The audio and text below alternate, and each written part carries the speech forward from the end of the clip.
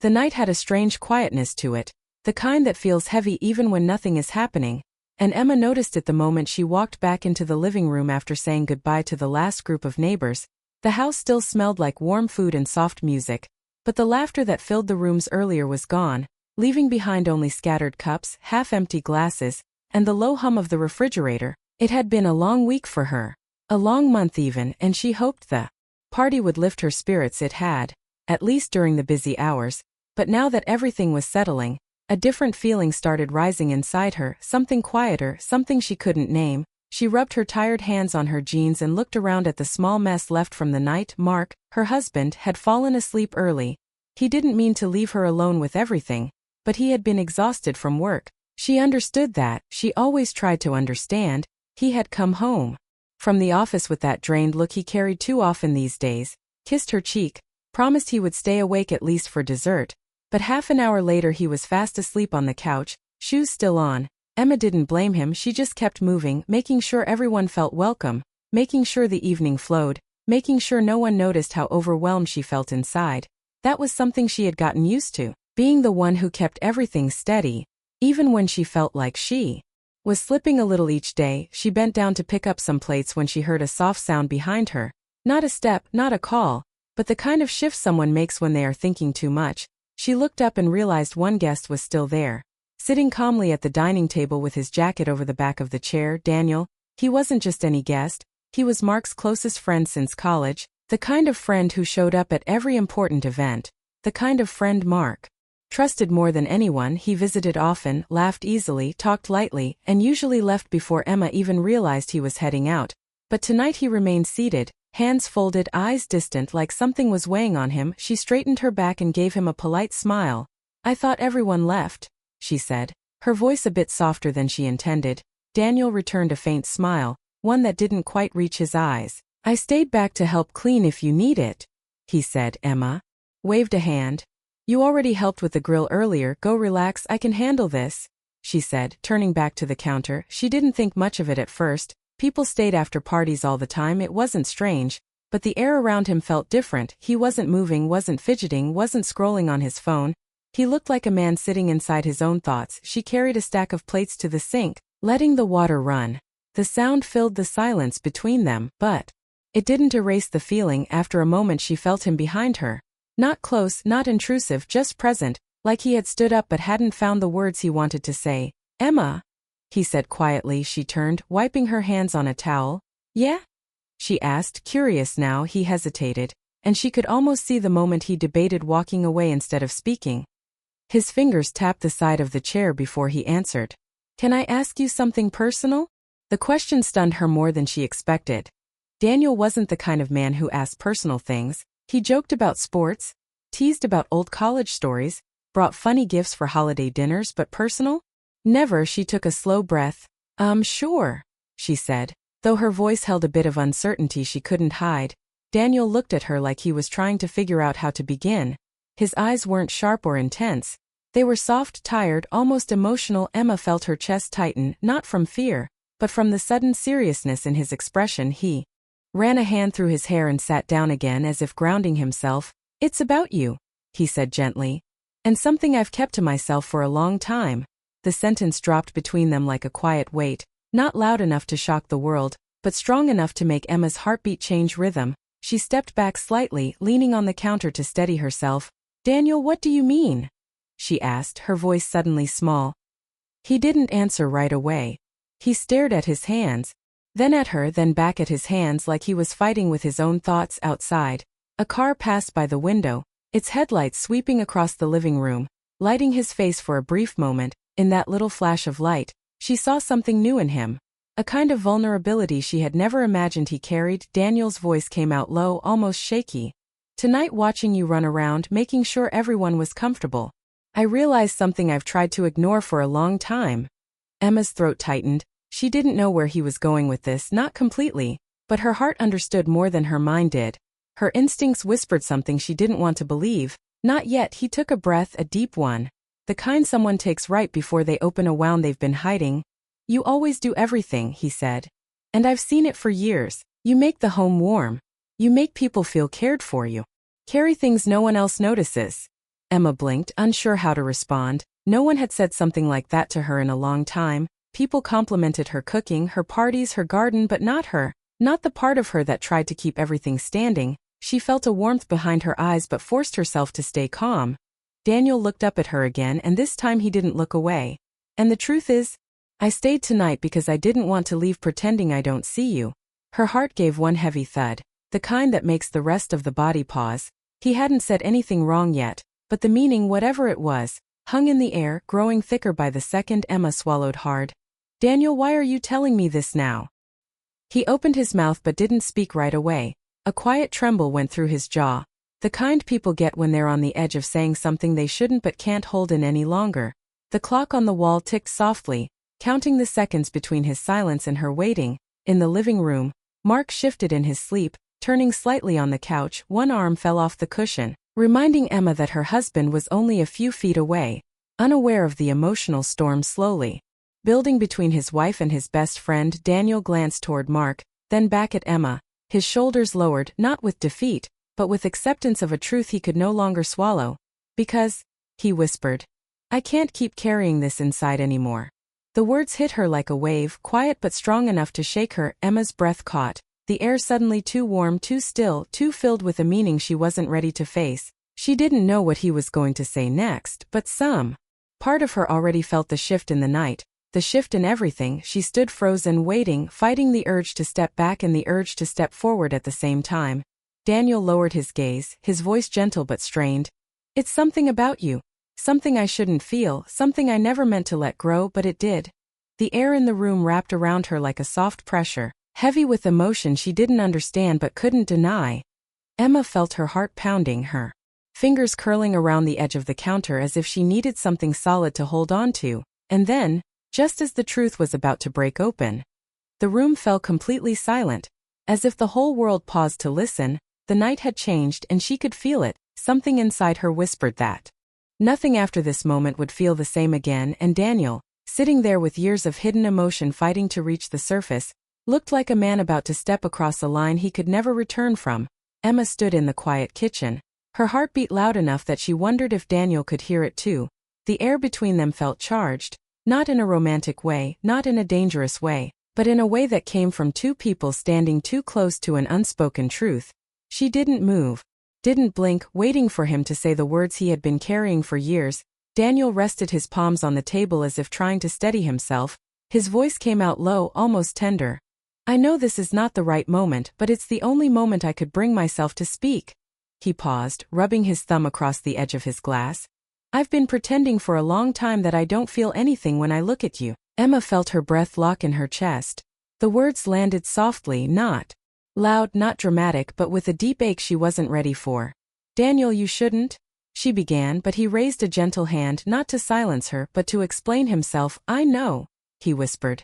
I know I shouldn't, that's why I stayed quiet for so many years. His eyes lifted to hers, filled with a calm sadness. But tonight, watching you carry the whole party alone, I couldn't ignore it anymore. Emma stepped back slightly, not out of fear, but because she didn't trust her own emotions in this moment. She never asked for this, never expected it, never imagined that someone close to her husband would hold such feelings. She pressed a hand against the counter, trying to find steady ground. Daniel, I'm married, she said softly, her voice shaking just enough to reveal how overwhelmed she felt inside. I know, he said again, his tone gentle and honest. And I'm not trying to take anything from your life. I'm not asking for anything. I just needed to stop hiding the truth from myself. His words carried no pressure, no request, no intention of crossing a line. They carried only truth, the kind of truth that lives quietly in someone's heart for years. Emma looked toward the living room, where Mark slept peacefully, unaware of everything unfolding only a few feet away. She felt a mix of guilt, confusion, and something she didn't want to name. She wasn't attracted to Daniel, but she wasn't blind to the sincerity in his eyes either. How long? She asked softly. Not sure she wanted the answer but needing it anyway. Daniel exhaled, his shoulders dropping. Honestly? Since the first year you married Mark, he said. Not in a dramatic way, not in a way that made me want to interfere, but in a quiet way, the kind that crept up on me without me noticing. Emma felt her stomach twist. She remembered that first year. She and Mark were young, excited, hopeful, and trying their best to build a life together. She remembered Daniel dropping by all the time, helping them paint walls, carry furniture, fix broken shelves. She remembered laughing with him in the driveway, sharing stories about college days she had never heard before. I didn't think much of it then, Daniel continued. I thought it was normal, we were all becoming close friends, but as time passed I realized I looked forward to seeing you more than I should have. Emma swallowed hard. Daniel, you should have told yourself to stop. I did, he said with a sad smile. Many times, but feelings don't follow rules, Emma. They don't disappear just because they should. She turned her face slightly, trying to hide the emotion building in her eyes. This wasn't the kind of conversation she expected after a simple dinner party. It wasn't the kind of confession she knew how to respond to. You think Mark doesn't notice me? She asked in a whisper, not meaning to say it out loud, but the words slipped from her without warning. Daniel watched her carefully. I think he loves you, he said gently. But I also think he's tired, burdened, and he doesn't always see how much you need to be cared for too. Emma tightened her grip on the counter. Because the truth in Daniel's words stung more than the confession itself, she didn't want to admit how lonely she had been, how unnoticed she sometimes felt, how she carried things in silence because she didn't want to add more stress to her husband's life. I'm not saying this to hurt you, Daniel said quietly. I'm saying it because you deserve to be seen. Emma closed her eyes briefly, and for a moment the only sound in the room was the ticking of the wall clock and the faint rhythm of Mark's breathing in the other room. Why now? She whispered, opening her eyes again. Why say all of this tonight? Daniel looked down, then back at her with an expression that made her heart twist. Because tonight, when I saw you standing alone in the kitchen while everyone laughed outside, something in me broke. What broke?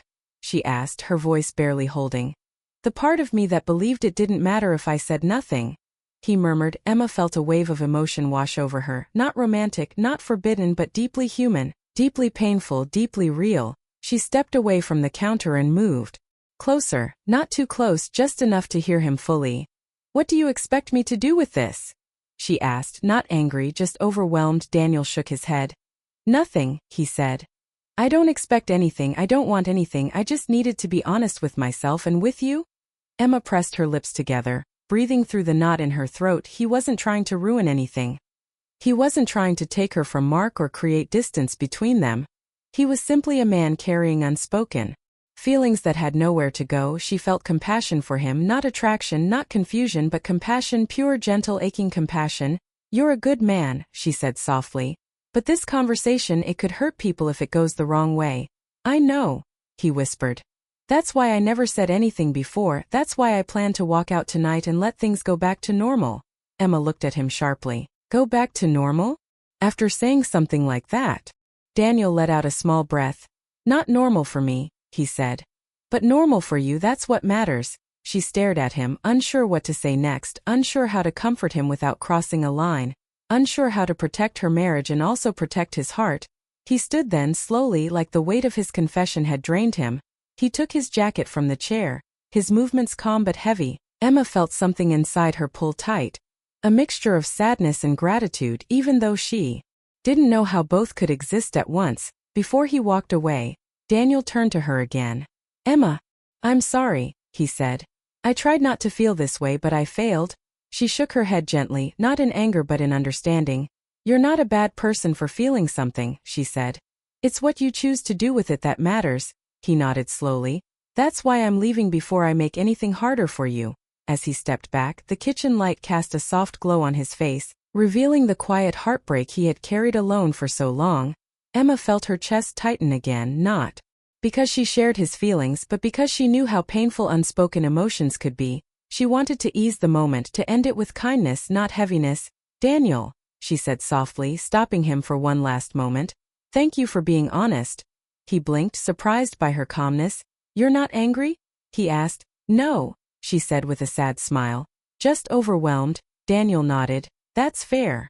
He whispered. Then the room fell quiet again, not sharp or tense, but full of a gentle ache, a quiet realization that some truths once spoken changed the air between people forever. He looked toward the living room at Mark sleeping deeply, unaware of the emotional wave passing beside him. Daniel's eyes softened with respect, not regret, not desire, just respect for the life Emma had built. I'll always care about your family, he said softly. I hope you know that. Emma nodded. I do. He took a slow step toward the door, then another, and the sound of his shoes across the wooden floor felt impossibly loud in the stillness of the house. Right before leaving, he paused at the doorway, his hand resting on the frame, his voice barely above a whisper. "Please take care of yourself too." And then he left, disappearing into the quiet night, leaving Emma alone in the kitchen with a heart full of tangled emotions she never asked for but now had to carry. Emma stood alone in the kitchen long after Daniel walked out into the quiet night. The door closed softly behind him, but the weight of his confession stayed in the air like a warm echo. She couldn't shake off. She leaned against the counter, letting the silence settle around her, trying to calm the mix of emotions running through her chest. She wasn't angry, she wasn't afraid, she wasn't confused. She felt something deeper, something harder to explain. It was the kind of feeling that came when life forced you to confront parts of yourself you usually kept hidden. She pressed her hands to her face, breathing slowly, trying to understand what the moment meant for her. For Daniel. For Mark, for everyone caught in the web of honesty and silence. The house felt different now, as if the same walls heard everything and were holding their breath with her. She stared at the doorway where Daniel had disappeared, remembering the look in his eyes, not pleading, not demanding, just honest, painfully honest. She had seen respect there, restraint, and a quiet heartbreak that made her chest tighten. Emma walked to the sink and turned on the water, letting it run as she rinsed the last few dishes. The sound grounded her, pulling her mind back into something simple, something she could control.